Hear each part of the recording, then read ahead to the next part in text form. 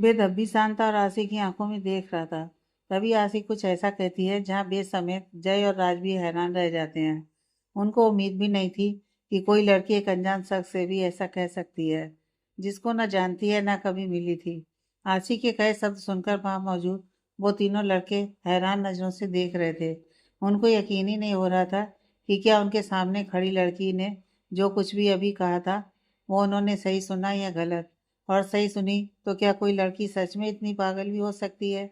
आसी की बातों को सुनकर जय गुस्से से बौखला गया और वो आसी पर चीखते हुए कहता है, आसी, आर यू मैड?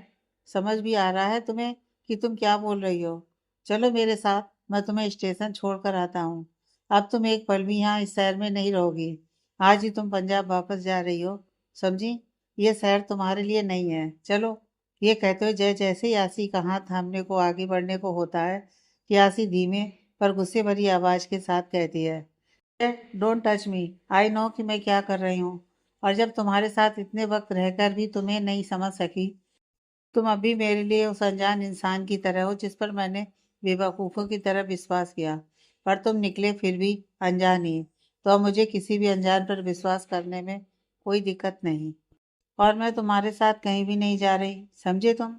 जब आई अकेली थी तो आगे क्या करना है वो मैं सोच लूंगी। ये कहते हुए आसी ने अब भी बेद के हाथों को थाम रखा था और नजरों को फिर बेद पर करते हुए कहती है, बताइए, क्या आप करेंगे मुझसे शादी? देखिए मिस्टर, ये शादी का फैसला घाटे का सौदा नहीं है। तय कर लीजिए, मुझसे शादी फायदे में रहोगे। आसी की बात सुनकर सब हैरान थे। वहीं आसी फिर कहती है, देखिए मैं जानती हूँ आप यहाँ शादी करने के लिए ही आए थे, पर आपकी दुल्हन नहीं आई। और मैं भी शादी ही करने के लिए आई थी, पर मेरा दूल्हा तो आया, पर अपना सच मेरे सामने लाकर शादी करने नहीं तोड़ने। वो तो उस हिसाब से हम दोनों ही बिना शादी के हैं। और मैं आज यहाँ शादी करने आई थी तो करके ही जाऊंगी, फिर वो चाहे जय हो या कोई और। आसी की बातें वेद बड़े ध्यान से सुन रहा था। उसने अब तक कुछ भी नहीं कहा था आसी की बातें सुनकर, पर वहीं जय को गुस्सा आ रहा था आसी की बातें सुनकर आसी पर, कि कैसे आसी एक ऐसे इंसान से शादी करने की बात कर रही है जिसका वो थोड़ा क्या बिल्कुल भी नहीं जानती, जिससे अभी ही मिली, उससे शादी। और इधर राज की नजरें वेद पर थी कि कैसे किसी की ना सुनने वाला उसका बॉस वेद आज एक अनजान लड़की की बातों को सुनकर भी कुछ नहीं कह रहा था। राज अपने मन में कहता है, क्या मेरे बॉस को इस लड़की से, वो क्या कहते हैं, प्यार में पागल होना, पहली नजर का प्यार, क्या, हाँ, क्या मेरे बेस सर को इस अनजान लड़की से पहली नजर का प्यार हो गया है? तभी तो इसे कुछ भी नहीं कह रहे हैं। राज अपने ही दिमाग में ये बातें सोच रहा था, फिर अचानक से बोलता है, हाँ ये बात सच है कि मेरे बॉस यहाँ शादी करने आए थे। और ये भी सच है कि वो लड़की यहाँ पर नहीं आई, और इस वजह से कि वो लड़की यहाँ नहीं आई और मेरे बॉस की शादी नहीं हुई, इसलिए वो किसी भी अनजान लड़की से शादी कर लेंगे। ऐसा भी कभी होता है क्या?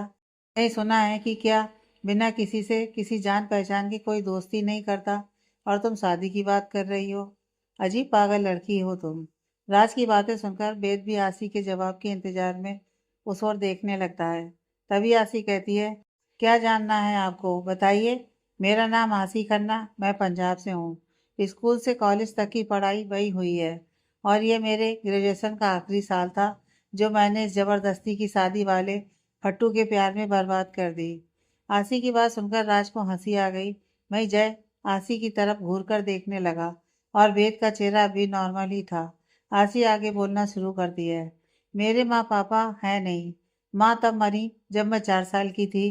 तब मेरे पापा ने मुझे संभालने के लिए दूसरी शादी की, पर दूसरी माँ मुझे तो नहीं संभाल पाई, पर मेरे पापा को इतनी अच्छे से संभाल ली कि एक दिन मेरे पापा को ही मुझसे दूर कर दिया और चली गई उनको अपने साथ लेकर एक नई दुनिया बसाने। और मेरे पापा भी चल दिए अपनी दूसरी पत्नी के पीछे धुमिलाते।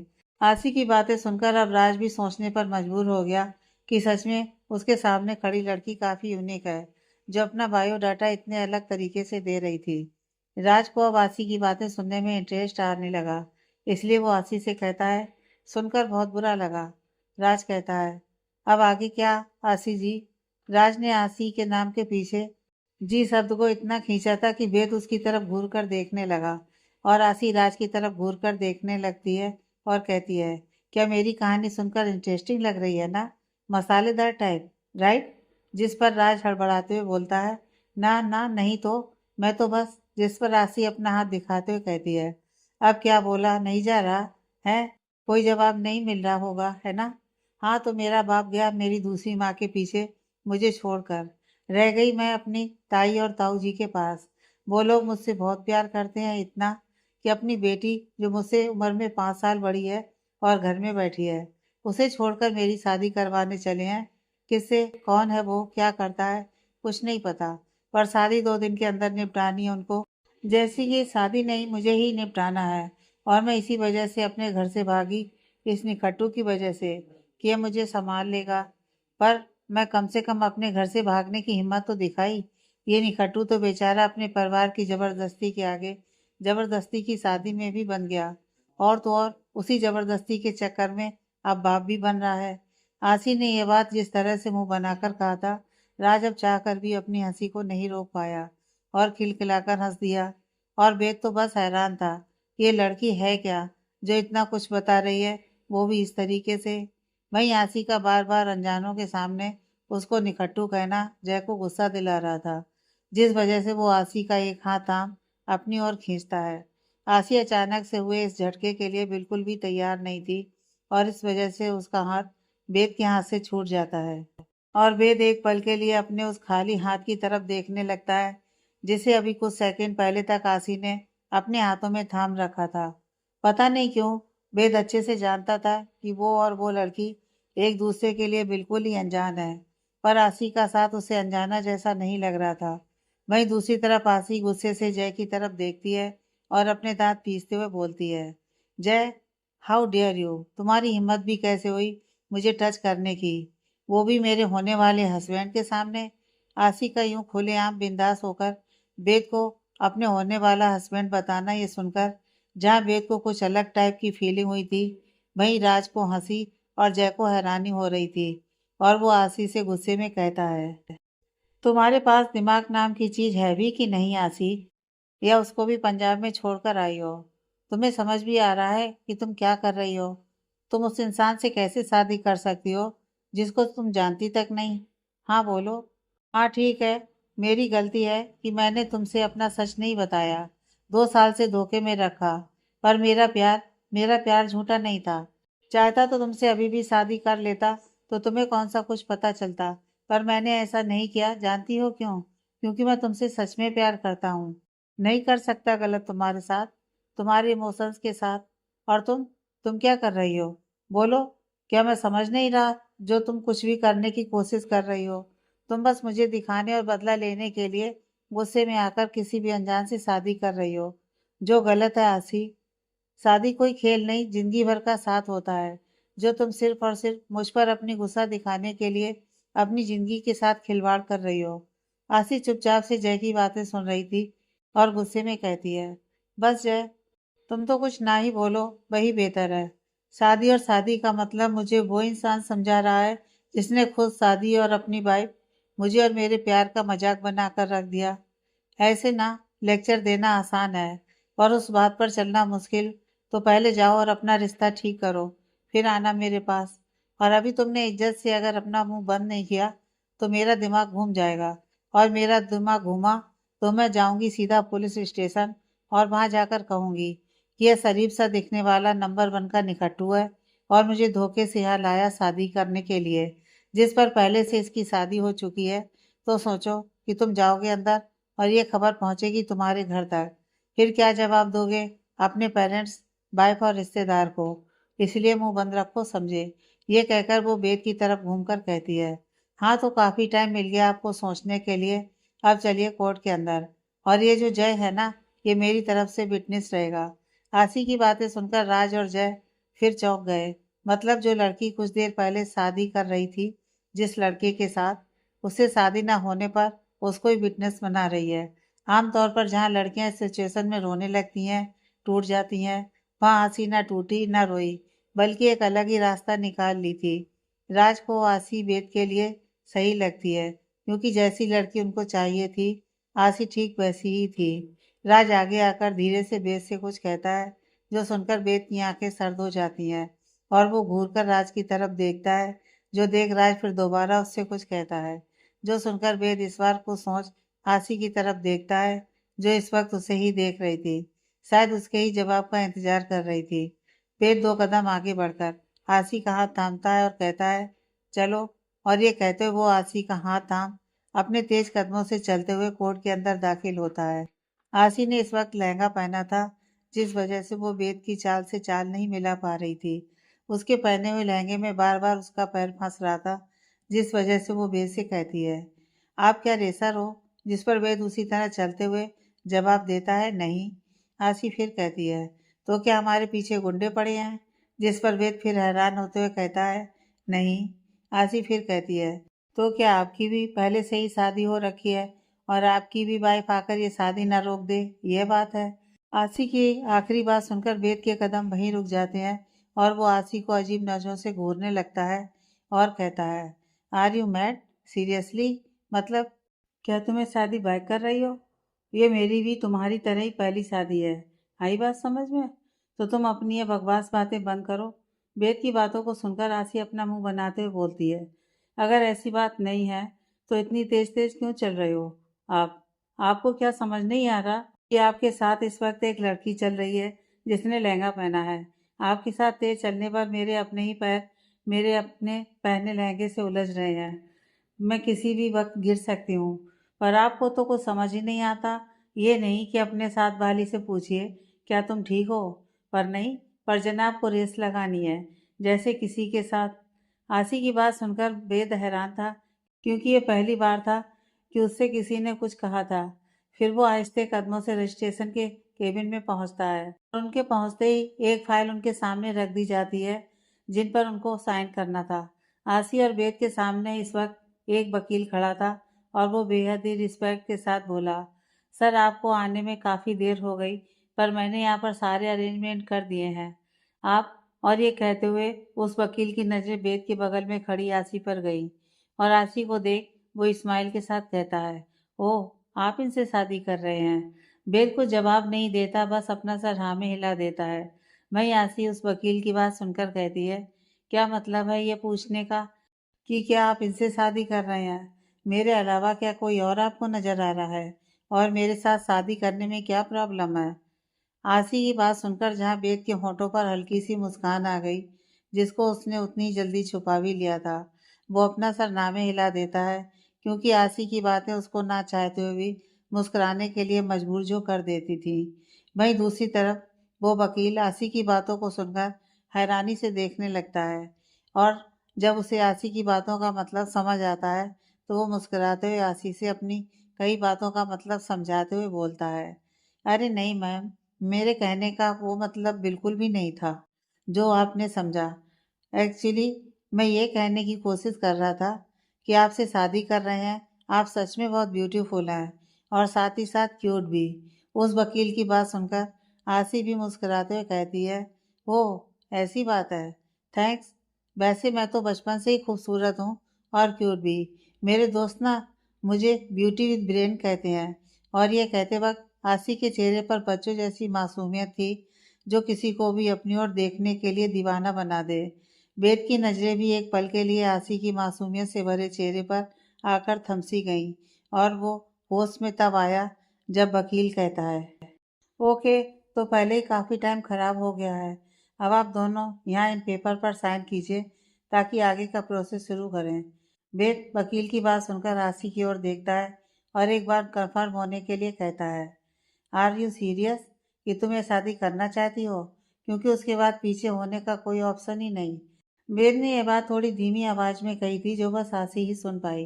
वेद की बात सुनकर आसी कहती है, मैं अपने कदम पीछे नहीं लूंगी, बट शर्त यह है कि मैं अपनी बात पर रहूंगी। उसके बदले आपको भी इस शादी में मेरे साथ लॉयल रहना होगा। जानते हैं हम अजनबी हैं और आप मेरे बारे में कुछ तो जानते हैं, पर मैं कुछ भी नहीं जानती। बस उम्मीद यही करती हूँ कि आप धोखा मत देना। आसी की बात सुनकर वेद एक पल के लिए सोच में डूब गया। क्या सच में वो उसको धोखा नहीं देगा? फिर कुछ सोच वेद आसी से कहता है, डोंट वरी, आई प्रॉमिस कि मेरी लाइफ में तुम्हारे अलावा कभी कोई भी लड़की नहीं आएगी, ना अभी ना कभी। ये कहते वक्त वेद के चेहरे पर उसकी सच्चाई झलक रही थी, जो आसी को भी नजर आई और वो आगे बढ़कर उस जगह साइन कर देती है जहाँ वकील ने कहा था। और फिर आसी के बाद वेद भी। उसके बाद उनकी शादी की विटनेस के तौर पर वेद की तरफ से राज साइन करता है, और आसी के गुस्से और जिद के आगे हार जय भी आसी की विटनेस के तौर पर साइन कर देता है। हालांकि यह टाइम कितना मुश्किल था ये वही जानता था, और वही जय को आसी के विटनेस के तौर पर साइन करते देख राज को हंसी आ रही थी, और वो अपने मन में कहता है, अजीब बात है, पहली बार देखा कि होने वाला दूल्हा अपनी दुल्हन के हो चुके दूल्हे के साथ शादी करने पर दुल्हन की तरफ से विटनेस बना है। और ये सोच कर ही राज को हंसी आ रही थी। आसी और वेद के साइन करने के बाद राज आगे आता है और दोनों के हाथ में जयमाला पकड़ाते हुए बोलता है, ये आप दोनों एक दूसरे को पहनाइए, आप दोनों की शादी हो चुकी है, इसके लिए एज ए प्रूफ मुझे फोटो लेनी होगी। राज की बात सुन वेद और आसी राज के हाथ से जयमाला लेकर एक दूसरे को पहना देते हैं। फिर राज वेद के आगे मंगलसूत्र करता है, जो देख वेद वो मंगलसूत्र अपने हाथों में लेकर आसी को पहना देता है, और इसी तरह हल्का सा सिंदूर लेकर आसी की मांग में भर देता है। अब सही मायनों में आसी शादीशुदा लग रही थी। गले में वेद के नाम का मंगलसूत्र और मांग में वेद के नाम का लाल सिंदूर। अब जाकर आसी लग रहा था कि आसी की शादी हो चुकी है, और वो अब बन चुकी थी वेद की दुल्हन आसी। इस वक्त आसी और वेद के चेहरे पर कोई भाव नहीं थे। दोनों आए थे किससे शादी करने, और दोनों की शादी हो चुकी थी।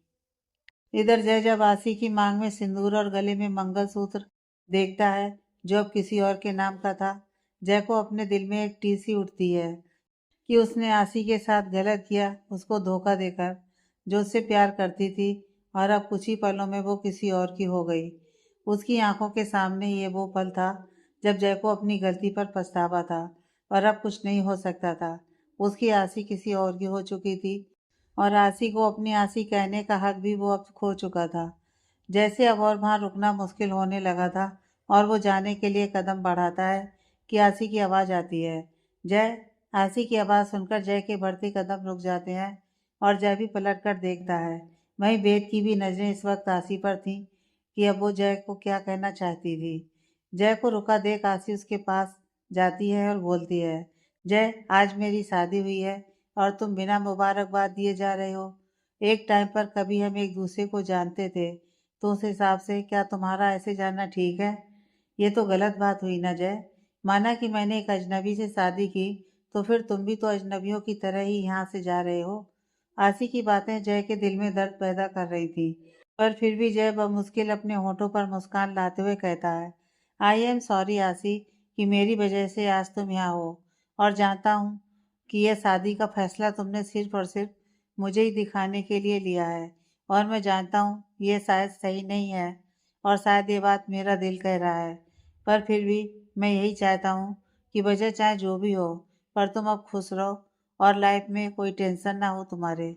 जय अपनी बातों को बोल अब वहाँ नहीं रुकता है, और अपने तेज कदमों के साथ चलते हुए वहाँ से बाहर चला जाता है। और इधर जय की बातों को सुनकर आसी थोड़ा अपसेट हो गई थी, पर फिर जल्दी ही खुद को वो संभाल लेती है, और उसकी नज़रें अभी भी उसी जगह थी जहाँ से जय बाहर गया था। बस उस जगह वो अपनी खाली आंखों से देख रही थी। उसके होंठों पर एक फीकी मुस्कान थी जिसमें उसका दर्द साफ झलक रहा था, जिसे वेद ने भी देख लिया था।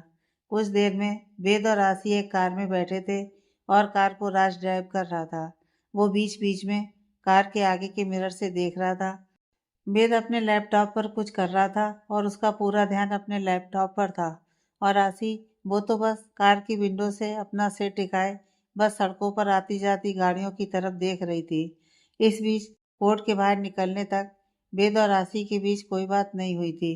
राज भी ये बात नोटिस कर रहा था, फिर भी वो चुप था, क्योंकि वो जानता था कि यह शादी जिस हालात में हुई थी, और ख़ास बात इस शादी के पीछे की वजह।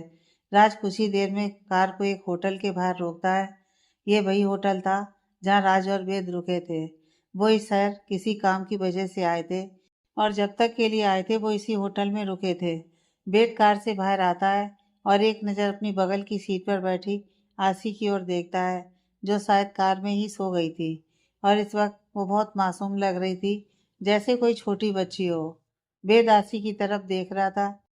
तभी राज आगे आते हुए कहता है, आशीष हो गई, रुको मैं जगाता हूँ।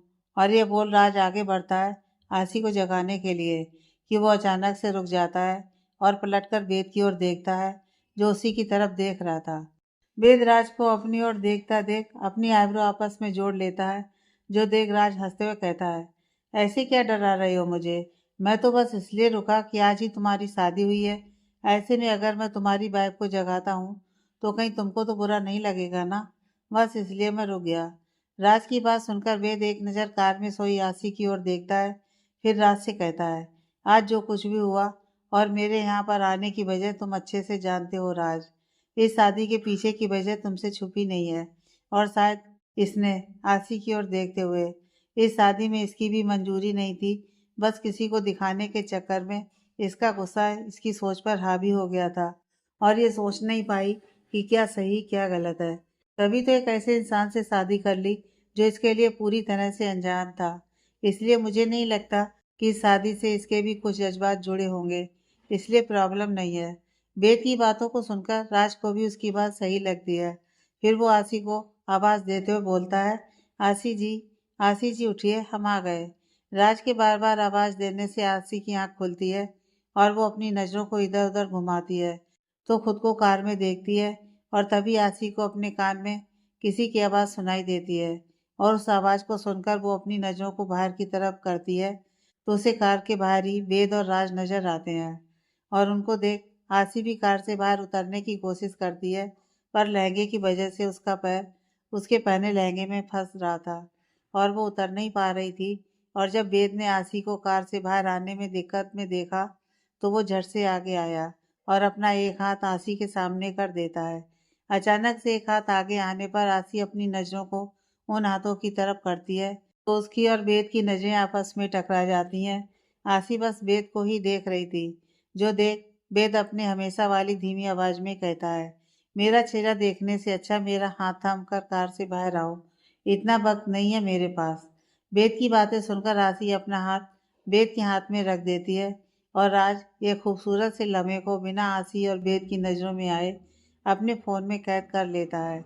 आसी का हाथ थाम वेद आसी को कार से बाहर करता है और आगे बढ़ते हुए होटल के अंदर जाने लगता है और इस बीच वो अपने हाथ से आसी का हाथ छुड़ाना भूल गया था। राज ये देख पहले तो हैरान हो जाता है, पर फिर मुस्कुराते उनके पीछे चल देता है। आसी की नज़रें तो बस अपने उन हाथों पर थीं जो वेद के हाथों की पकड़ में था और कदम से कदम मिलाते हुए वेद के साथ चल रही थी। वेद और आसी अभी होटल के अंदर थे और राज रिसेप्शन पर कुछ बात कर रहा था और फिर वो वेद के पास आता है और वेद से कुछ कहता है, जो सुनकर वेद हैरानी से राज की तरफ देखने लगता है और गुस्से में बोलता है, are you mad Raj? This is not possible. लेकिन कुछ भी करो, पर वेद इससे आगे कुछ कहता उससे पहले ही राज कहता है, मैंने बात की पर पॉसिबल नहीं हुआ।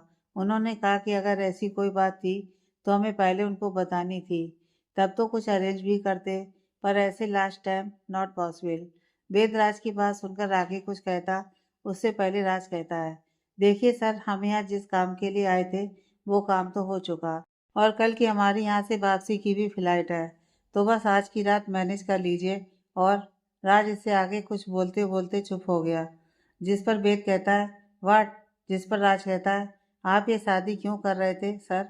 इसके पीछे की वजह सना मैम जानती थी और सब कुछ जानकर और सोच समझ कर ही उन्होंने और आपने इस कोर्ट मैरिज के लिए हाँ कहा था। पर आसी मैम, आप भूल रहे हैं सर, आसी को इस शादी की सच्चाई नहीं मालूम, तो आपको नहीं लगता कि आपको उन्हें बता देना चाहिए और ये टाइम सही भी होगा। राज की बातें सुनकर वेद भी सोच में पड़ जाता है, क्योंकि राज ने जो कहा था सच ही कहा था। सना सब बातें जानती थी, उसके बाद ही वेद ने सना से शादी का फैसला किया था। अब ये अलग बात थी कि सना टाइम पर कोर्ट नहीं पहुंची थी और किस्मत से उसकी शादी आसी से हो गई, जिसे कुछ भी नहीं पता था। वेद राज से कहता है, ओके। वेद की बात सुनकर राज अपना सिर हिलाते हुए रिसेप्शन पर जाता है और वापस आता है और आसी से कहता है, आसी मैम चलिए अपने रूम में। इस बीच वेद ने एक बार भी आसी की तरफ नहीं देखा था। कुछ देर बाद आसी और वेद एक कमरे में थे, जो उस होटल का ही कमरा था। आसी एक नज़र वेद की तरफ देखती है, वो वहीं सोफे पर बैठा अपने लैपटॉप पर कोई काम कर रहा था, जिसे देखकर आसी अपने मन में कहती है, कितना काम करना है इसे यार, वहाँ कार में भी ये लैपटॉप नाम का झुंझुना लेकर बैठा था और यहाँ भी।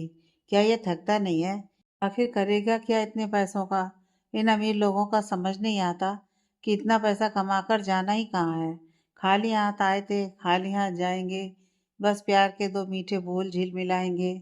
और अपनी इस लाइन को दोहराते हुए बोलती है, ओ तेरी, ये तो मैंने ऋतिक सर की कहो ना प्यार का गाना ही गा दिया।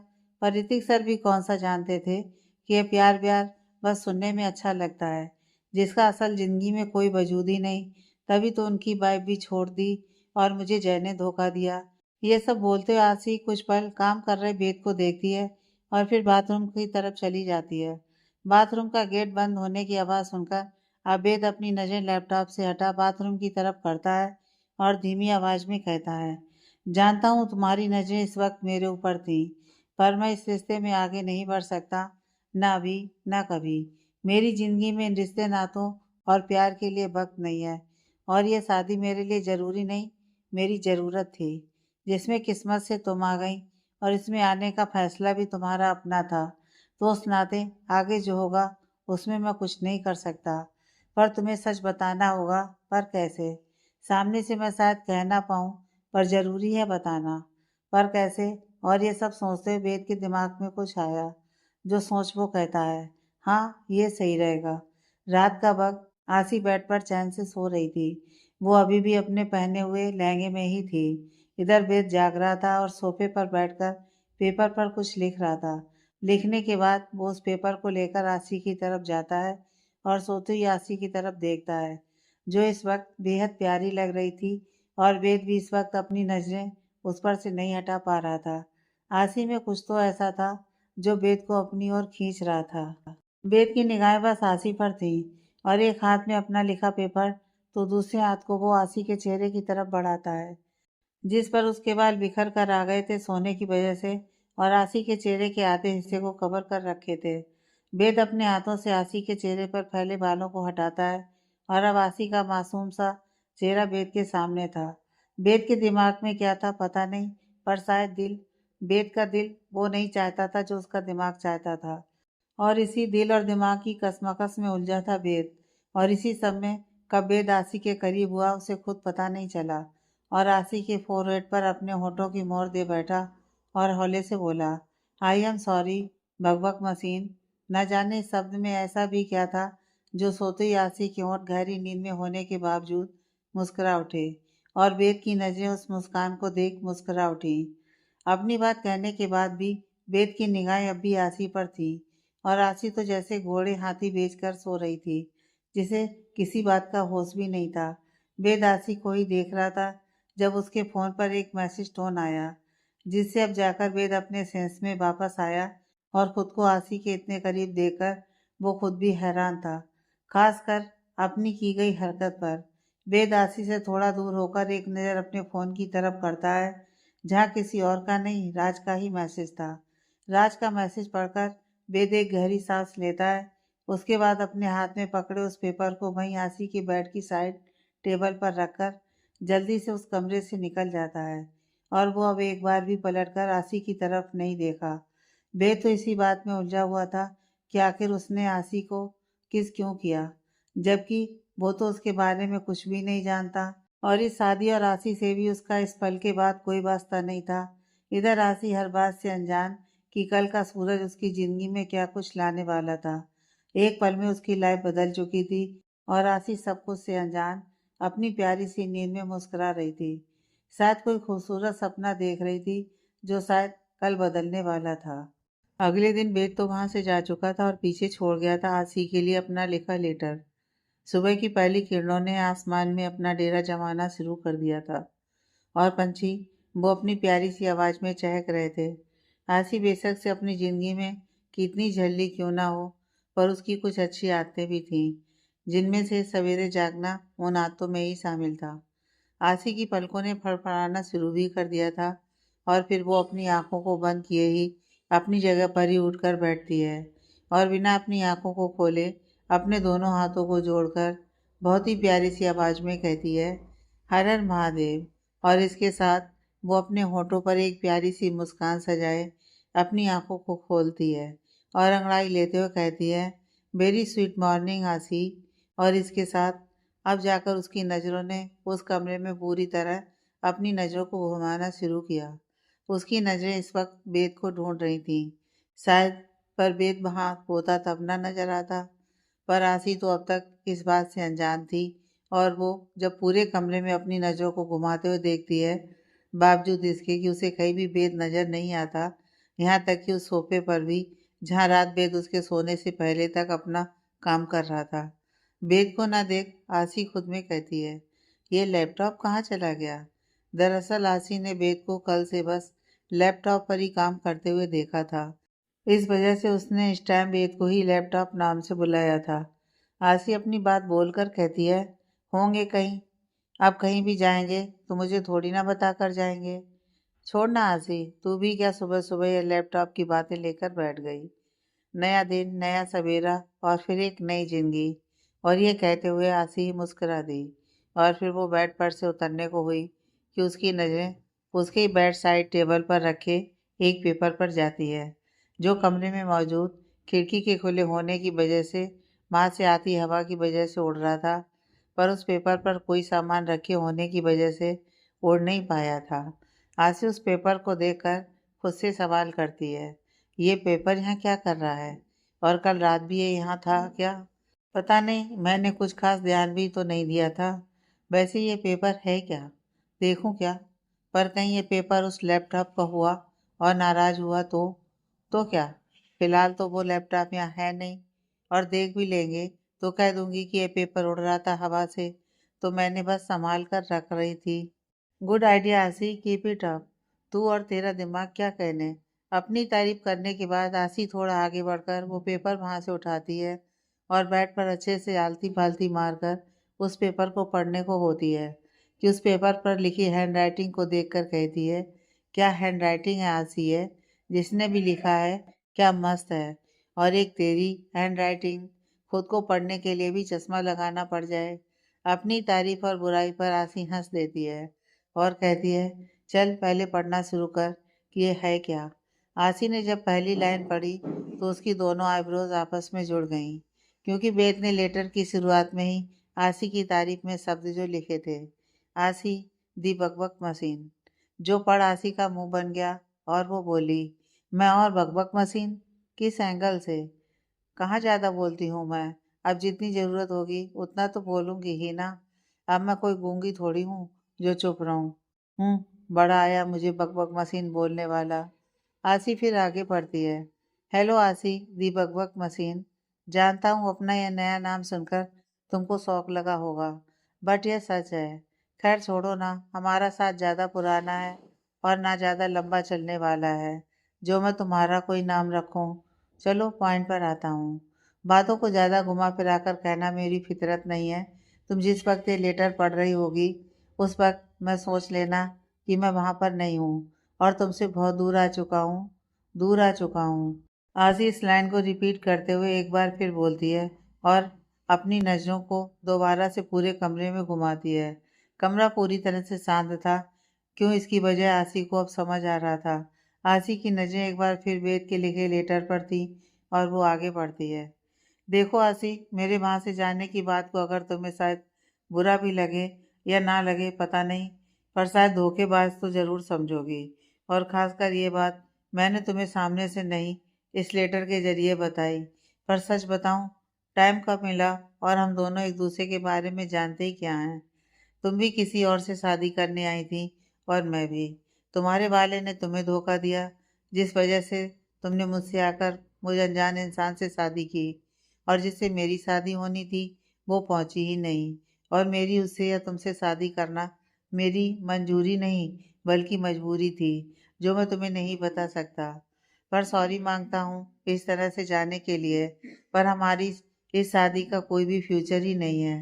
तुम्हें देखकर तो मैं इतना समझ गया कि तुम उन लड़कियों में से नहीं जो टूट कर बिखर जाए, जो मैं भी नहीं चाहता। तुम्हें देखकर समझ आ गया कि तुम एक खुश मिजाज लड़की हो, जो जिंदगी को खुलकर जीना चाहती हो।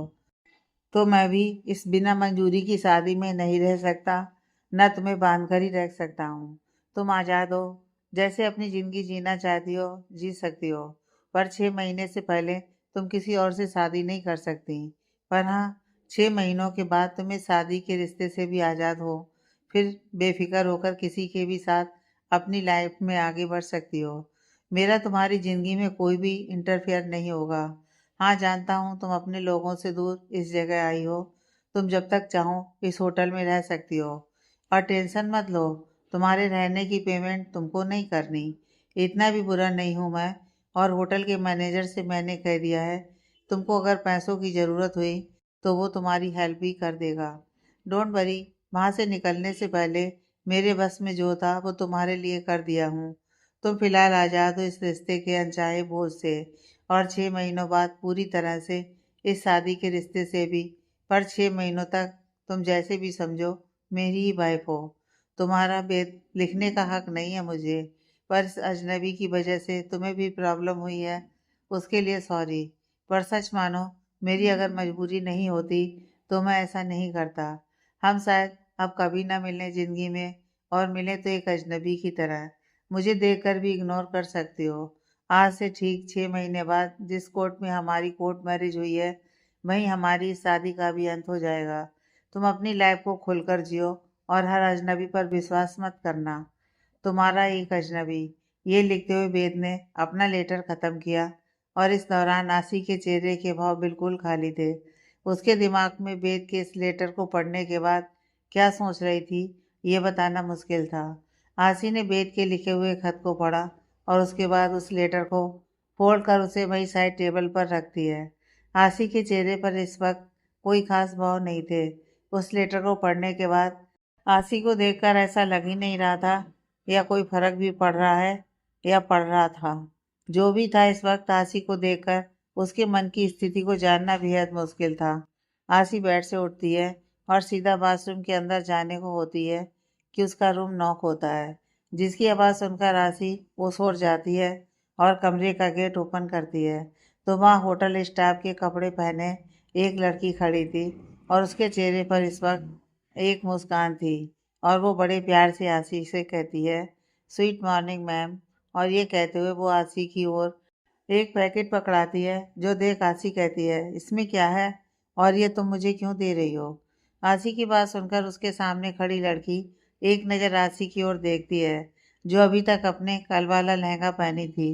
अब उसके पास कुछ और था भी कहाँ पहनने को।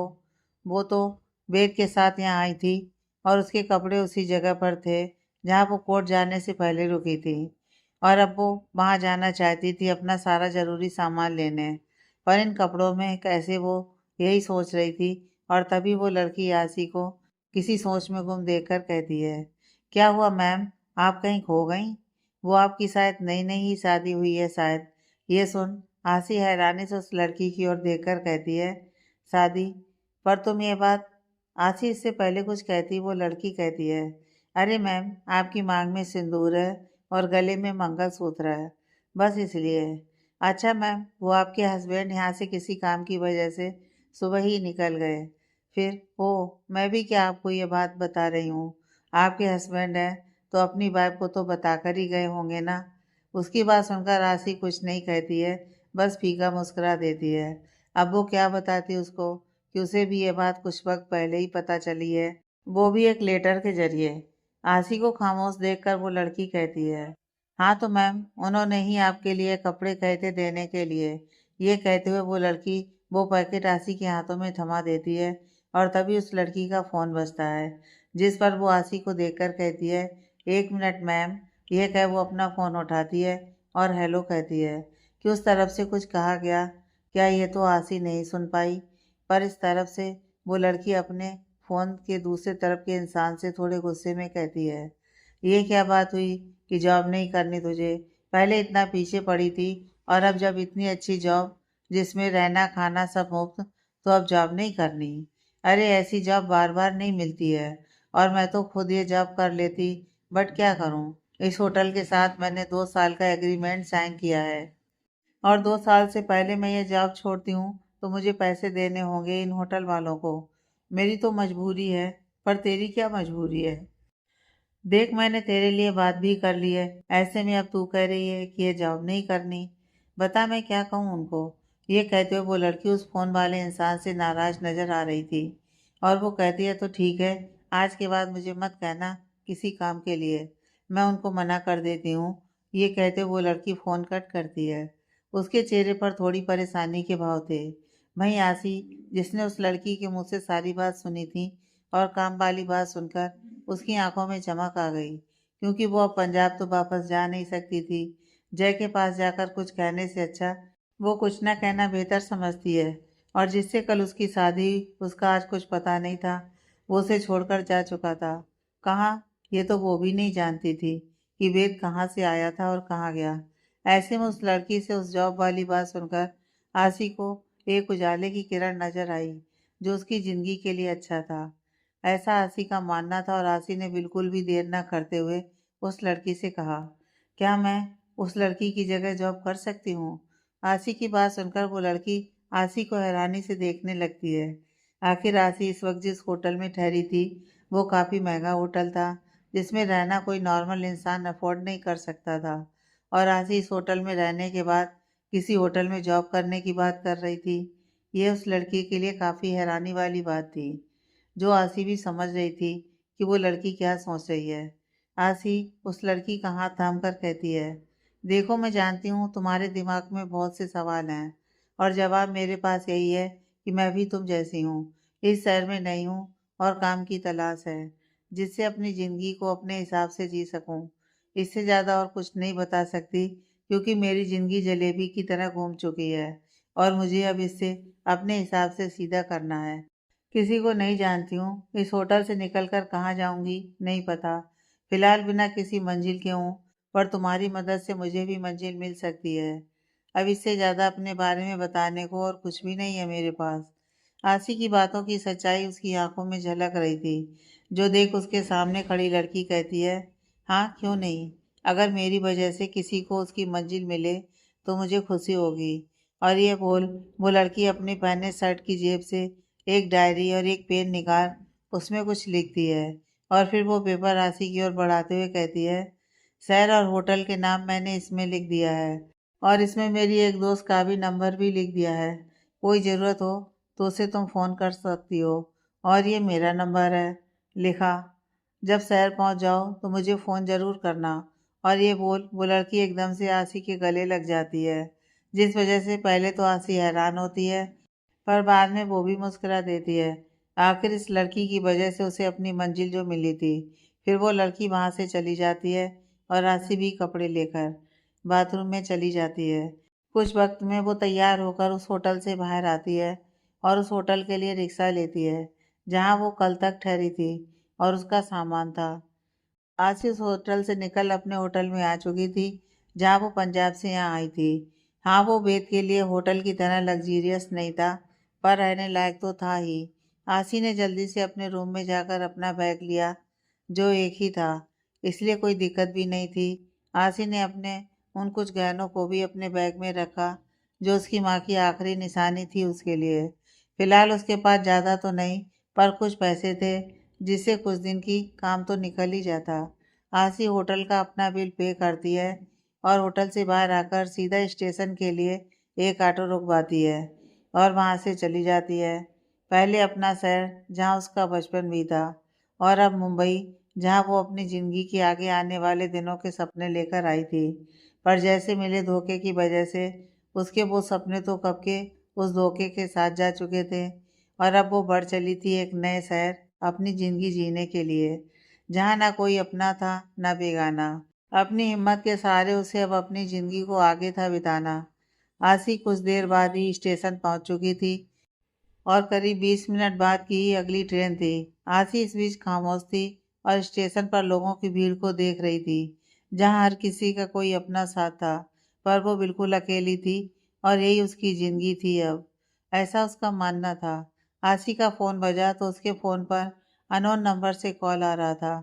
अननोन नंबर देखकर वो कॉल नहीं उठाना चाहती थी, पर शायद कोई ज़रूरी कॉल होगा, ये सोचकर ही आसी ने फ़ोन अपने कान से लगाकर हेलो ही कहा था कि दूसरी तरफ से किसी लड़की की आवाज़ आई और वो बोली, हेलो आसी, तुम स्टेशन पहुंच गई? दूसरी तरफ की आवाज़ सुनकर आसी कुछ कहती तो फिर वो लड़की बोली, भूल गई ना, अरे मैं वही जो आज सुबह होटल में मिली थी, वो जॉब वाली बात याद आया? आसी तुरंत कहती है, हाँ तुमको कैसे भूल सकती हूँ। तुम तो मेरी परेशानी को दूर करने वाली वो अपनी हो जो अनजान होकर भी अपनापन दिखाई। आसी की बात सुनकर वो लड़की बोली, अरे ऐसा कुछ भी नहीं है। तुम्हें जॉब की ज़रूरत थी, मैंने बस रास्ता बताया, बाकी तुम्हारी किस्मत। अच्छा सुनो, मैंने फ़ोन इसलिए किया कि तुमने वो होटल छोड़ दिया, पर तुम्हारे हस्बैंड ने यहाँ होटल रिसेप्शन पर तुम्हारे लिए एक एनवेलप छोड़ा है। आई थिंक उसमें पैसों जैसा कुछ है, तो क्या करना है अब इसका? उसके एक दिन के पति ने उसके लिए पैसे छोड़े। ये सुनकर आसी हैरान थी, पर फिर कुछ सोचते हुए वो बोली, क्या मैं तुम्हारा नाम जान सकती हूँ? आसी के पूछने पर वो लड़की अपना नाम पलक बताती है, जो सुनकर आसी कहती है, पलक तुम प्लीज़ मेरा एक काम कर दो। मेरे हस्बैंड ने अपना कोई नंबर होटल रिसेप्शन पर रूम लेते वक्त ज़रूर लिखवाया होगा।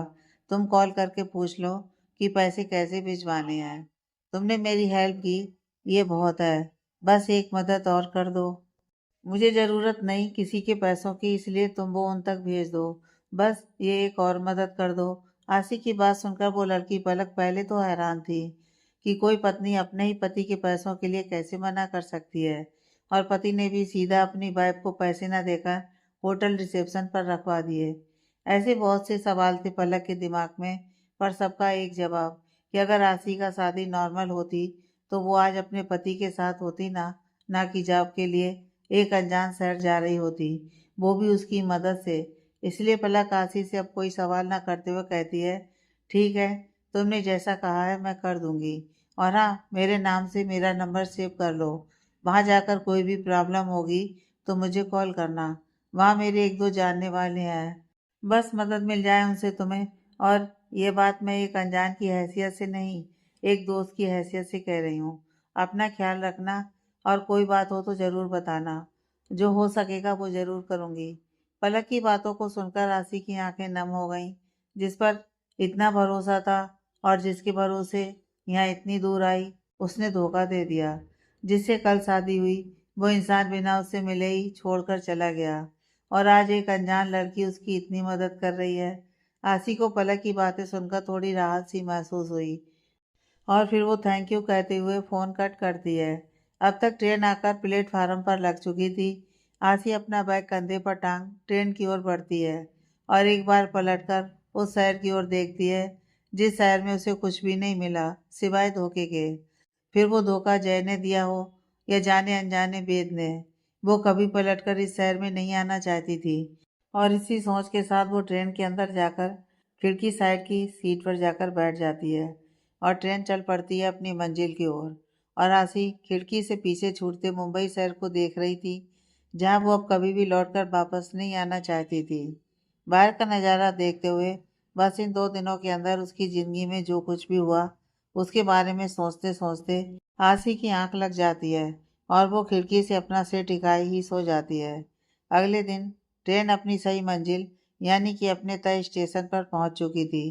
हर जगह अनाउंस हो रहा था, मुंबई से आने वाली ट्रेन बंगलौर शहर आ चुकी है और प्लेटफार्म नंबर 4 पर खड़ी है। और इसके साथ आसी की नींद खुलती है, और उसका चेहरा अब भी खिड़की की तरफ था। फिर वो अपनी नज़रों को घुमाती है तो उसकी आंखें हैरानी से भर जाती हैं, और चेहरे पर परेशानी और चिंता के भाव आ चुके थे। उसका ध्यान अपनी बगल में गया, जहाँ पर उसने रात अपना बैग रखा था, और अब वहाँ कुछ भी नहीं था। आसी ये देख अपनी सीट और अगल बगल में अपना बैग ढूंढने लगती है, पर बैग होता तब ना मिलता। और अब आसी की आंखें भी नम होने लगी थीं। एक तो पहले ही वो एक अनजान शहर में थी, जहाँ उसका कोई भी जानने वाला भी नहीं था, और अब उसका बैग भी चोरी हो गया, जिसमें उसके कपड़े, जरूरी सामान और खासकर उसकी माँ की आखिरी निशानी वो जेवर भी थे, जो उसके बुरे वक्त में काम आने वाले थे। पर अब बुरा वक्त उसके सामने था, पर नहीं था अब उसके पास कुछ भी। आसी दम से अपनी जगह पर बैठ गई, और अब उसकी आंखों से आंसू बहने लगे, क्योंकि अब उसे कोई रास्ता ही नहीं सूझ रहा था कि वो करे तो क्या करे, किससे मदद मांगे, और इस अनजान शहर में उसकी मदद करेगा भी तो कौन। और आसी यही सब सोच रही थी कि उसका फ़ोन बजा, और अपने फ़ोन की रिंगटोन पहचान आसी हैरानी से इधर उधर देखने लगी। तब आसी को अपना फ़ोन अपने सलवार में बजता नज़र आता है और तब आसी को याद आता है कि धत, पलक से बात करने के बाद उसने अपना फ़ोन बैग में न रख अपनी सलवार की पॉकेट में रखा था। आसी हमेशा से जेब वाली सलवार पहनती थी, जिस पर उसकी ताई जी के बच्चे हंसते भी थे। आसी ने कभी उन लोगों की बातों पर ध्यान ही नहीं दिया था और शायद आज उस चीज का फायदा भी आसी को हुआ। वो फोन जेब से निकालकर उसे चूम लेती है, क्योंकि ये फोन उसके इस अनजान शहर में सहारा जो बनने वाला था। आसी ने फोन देखा तो उस पर पलक उसे कॉल कर रही थी और आसी जल्दी से फोन उठाती है और एक सांस में अपनी सारी परेशानी पलक को बता देती है। ये भी कि उसका बैग चोरी हो गया जिसमें उसका सारा सामान था। पलक उसकी बात सुनकर कहती है, चोरी हुआ सामान मिलना तो काफी मुश्किल है, पर हाँ एक काम हो सकता है। मेरी एक फ्रेंड वहीं रहती है स्टेशन के आसपास में, उसको कॉल करके तुम्हारे बारे में बोलती हूँ और तुम्हारा नंबर भी दे देती हूँ। ये ठीक रहेगा।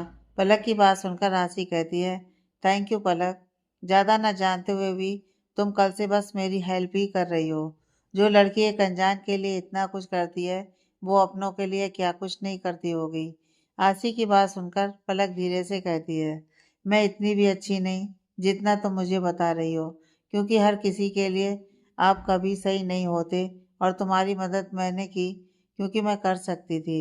इसलिए ज़्यादा मत सोचो, तुम स्टेशन से बाहर आओ, मैं तब तक अपनी फ्रेंड से बात कर लेती हूँ। पलक ने अपनी बात कहते हुए फ़ोन रखा और इधर आसी ट्रेन से बाहर आती है और स्टेशन के बाहर निकलकर एक चेयर पर बैठकर इंतजार करने लगती है। कुछ वक्त बीता है, तभी उसका फोन बजता है। पर फोन पर अननोन नंबर देख आसी कुछ सोचती है और फोन उठाती है, जहाँ दूसरी तरफ से एक लड़की की आवाज आती है, आसी, where are you? I can't see that. उस आवाज को सुनकर आसी कहती है, जी आप कौन? जिस पर वो लड़की कहती है, अरे यार मुझे पलक का कॉल आया था, मैं पलक की दोस्त माया हूँ। अब बताओ कि तुम हो कहाँ और मैं तुमको कैसे पहचानूंगी। अच्छा तुम अपने आसपास और कपड़ों का कलर बताओ, जिससे मुझे तुम्हें ढूंढने में आसानी हो। माया की बात सुनकर आसी एक नज़र अपने आसपास देखती है, फिर माया से कहती है, वो माया जी, हम ना स्टेशन के ठीक राइट साइड जो बुक शॉप है उसके सामने वाली चेयर पर बैठे हैं और इस वक्त हमने एक लाल और काले रंग का सूट पहना है। आसी की बात सुनकर माया अपनी नज़रों को हर तरफ घुमाती है तो आसी के बताई हुई जगह पर माया को आसी नजर आती है और वो दूर से आसी की तरफ अपना हाथ हिलाते हुए कहती है, आसी जो लड़की तुमको हाथ दिखा रही है, it's me. So come on and let's go, because मुझे ऑफिस भी जाना है। माया की बात सुनकर आसी अपनी नज़र घुमाती है, जहाँ उसको एक लड़की अपना हाथ हिलाते हुए दिख जाती है, जो देख आसी अपनी जगह से खड़ी होकर उस ओर चली जाती है। दोनों एक दूसरे को अपना नाम बताते हैं, आसी, माया, और फिर माया आसी को अपनी स्कूटी पर बैठाकर ले जाती है। उसका कमरा स्टेशन से ज़्यादा दूर नहीं था, इसलिए 10 मिनट से भी कम समय में वो एक घर के बाहर अपनी स्कूटी रोकते हुए कहती है, लो आ गया मेरा घर। आसी एक नज़र उस घर की तरफ देखकर कहती है, माया जी, ये आपका घर है? बहुत सुंदर है। आसी की बात सुनकर माया कहती है, देखो यार, पहली बात तो ये मेरा घर नहीं है, मैं यहाँ पीजी में रहती हूँ, मतलब पेइंग गेस्ट, और ऐसा घर लेना यहाँ सपना है। रेंट ही टाइम पर भर दूँ वही बड़ी बात है। और दूसरी बात, ये क्या तुमने तब से माया जी लगा रखा है? इस जी को सुनकर मुझे बूढ़ों वाली फीलिंग आ रही है। तो अब से नो जी, ओनली माया, ओके। माया का कूल लुक और उससे भी ज़्यादा उसका मिलनसार नेचर आसी को बहुत पसंद आता है और वो भी माया की बात मानते हुए कहती है, ओके माया, कि आपको जी नहीं सिर्फ माया कहना है। जिस पर माया कहती है, और आप नहीं तुम। माया की बात सुनकर माया और आसी हंस देते हैं। फिर माया सीढ़ियों से होते हुए घर के ऊपर फ्लोर पर जाती है और गेट का लॉक खोलते हुए बोलती है, वेलकम आसी, माया के छोटे से आसियाने में, जो अब तुम्हारा भी है, तो इसे अपना ही आसियाना समझना और जब तक चाहो तब तक तुम बिना किसी टेंशन के यहाँ रह सकती हो। पलक से मेरी बात हो गई है और पलक ने तुम्हारी जॉब के बारे में भी मुझे बताया है। तो आज तो मैं अपने ही काम पर जाने में लेट हो चुकी हूँ, तो आज नहीं पर कल पक्का मैं तुम्हें उस होटल में लेकर चलूंगी। और ये कहते हुए माया एक नज़र अपने हाथ में बनी घड़ी की तरफ देखती है और आसी से कहती है, वैसे भी जिस होटल में तुम काम करने वाली हो, वहाँ हर एक चीज़ डिसिप्लिन में होता है।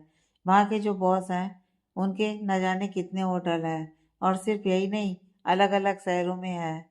और हर होटल में जाते भी नहीं, पर उनके बनाए रूल्स हर जगह फॉलो किए जाते हैं। उनको किसी ने देखा नहीं, क्योंकि वो लो रहना पसंद करते हैं। पर सुना है गुस्से वाले हैं, तो कल लेकर जाती हूँ तुमको। फिलहाल मैं निकलती हूँ। और हाँ, घर भी तुम्हारा और हर चीज़ भी तुम्हारी, तो कुछ भी यूज करने में सोचना मत। और किचन राइट साइड है। मुझे टाइम नहीं मिला कुछ बनाने के लिए, पर तुमको जो भी खाना हो अपने लिए बना लेना। मैं रात को मिलती हूँ। और ये बोल माया बोलते बोलते रेडी भी हो गई थी। फिर अपना पर्स लेकर आशी को बाय बोलकर निकल गई। आगे की कहानी नेक्स्ट पार्ट में है।